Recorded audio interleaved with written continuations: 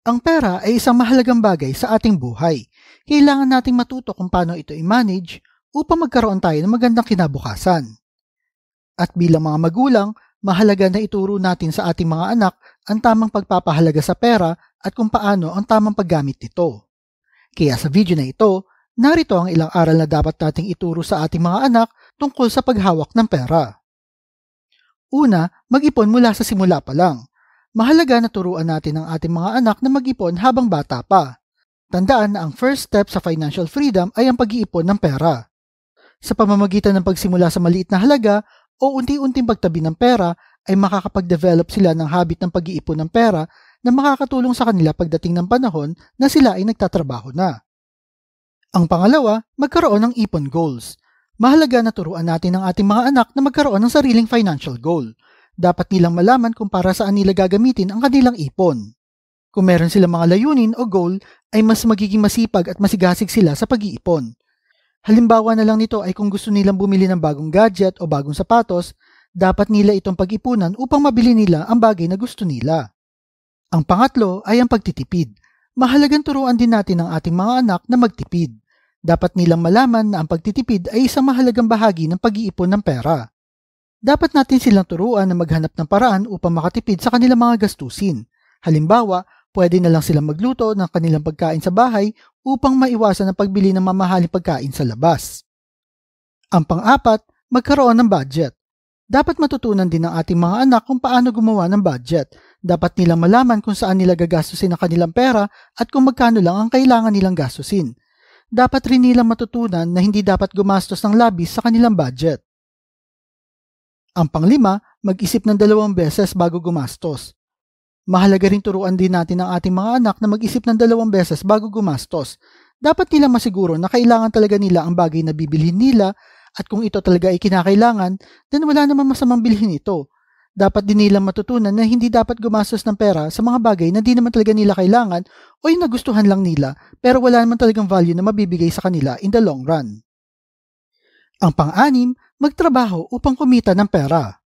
Dapat nilang malaman na ang pera ay hindi basta-basta ibibigay sa kanila. Alisin natin sa isip nila na entitled sila sa pera at dapat lang nilang gawin ay hingin lang ito. Kailangan nilang magtrabaho upang kumita ng pera.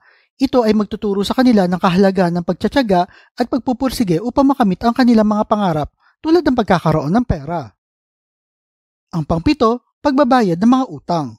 Mahalagang turuan natin ang ating mga anak na magbayad ng kanilang utang sa tamang panahon. Dapat nilang malaman na ang hindi pagbabayad ng utang ay hindi magandang ugali at dapat itong iwasan. Kung magkaroon man sila ng utang, dapat nilang siguraduhin na kayang-kaya nila itong bayaran sa tamang panahon upang makaiwas sa problema. Ang pangwalo, pag-iwas sa pagkakaroon ng utang. Bilang magulang, mahalagang turuan din natin ang ating mga anak na iwasan ang pagkakaroon ng utang. Dapat nilang malaman na ang pagkakaroon ng utang ay hindi lamang magbibigay sa kanila ng financial burden, kundi maaari din itong magdulot ng stress at anxiety. Kaya dapat importante na matutunan nila ang pagpaplano at tamang pag-budget at pag-iipon ng pera para sa kanilang mga gastusin upang maiwasan ang pagkakaroon ng utang. Ang pangsyam, ang mag-invest ng pera. Mahalagang turuan din natin ang ating mga anak kung paano mag-invest ng kanilang pera sa tamang paraan. Dapat nilang malaman na hindi lamang pag-iipon ang magbibigay sa kanila ng magandang kinabukasan at financial freedom, kundi pati na rin ang pag-i-invest ng pera nila. Dapat silang turuan kung paano mamili ng mga tamang investments na magbibigay sa kanila ng mataas na return ng kanilang pera at umiwas sa mga posibleng scam. Ang pangsampu, pagiging responsable sa paggamit ng pera. Mahalagang turuan natin ang ating mga anak na maging responsable sa paggamit ng pera. Dapat nilang malaman na ang pera ay hindi dapat gamitin sa mga bisyo tulad ng pagsusugal o pag-inom ng alak o pagbili ng mga bagay na di naman nila kailangan. Dapat din nilang matutunan na dapat gamitin ang pera sa mga bagay na makakatulong sa kanilang kinabukasan at pag-asenso sa kanilang buhay. Sa pamamagitan ng pagtuturo ng mga aral na ito sa ating mga anak tungkol sa pera, magkakaroon sila ng kaalaman at kakayahan na magplano para sa kanilang financial future. Dapat nating siguraduhin na ang mga aral na ito ay naipaliwanag natin sa kanila sa mga simple at malinaw na paraan upang maintindihan nila ito ng maayos. Ikaw, anong mga financial lesson ang gusto mong ituro sa mga anak mo? Type mo naman sa comment section below.